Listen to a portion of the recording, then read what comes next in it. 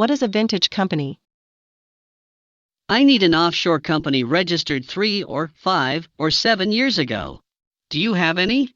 This question, although not the most frequently asked one, in our practice, is far from the rarest. As a rule, it is followed by blowing off dust from the briefcases and folders lying on the highest shelves, or telephoning partners in offshore jurisdictions to inspect their reserves.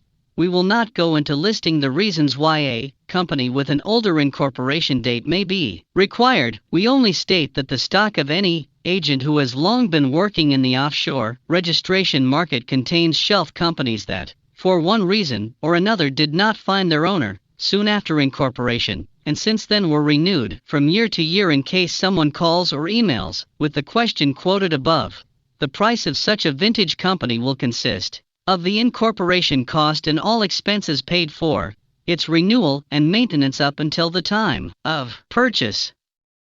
If the company is registered in an offshore jurisdiction that requires filing of annual financial statements and tax returns, like in Hong Kong, the price will also include the cost of preparing and filing these reports for previous periods. To ensure that a vintage company has not been struck off the register, we strongly recommend that, when buying it, you order a certificate of good standing or other similar document confirming the active status of the company. Your nominee director has been practicing for over 20 years and is blacklisted by a number of European banks. Your account application is turned down for this reason. The corporate structure now has to be changed. Old means expensive.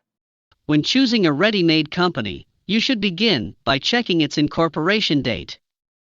1 year of existence adds an average of $1,000 to the price of an offshore company and $5,000, $10,000 to the price of an onshore company.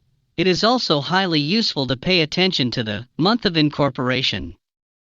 It may often be the case that a company's anniversary is round the corner and you might have to pay for the company's renewal almost as soon as you purchase it.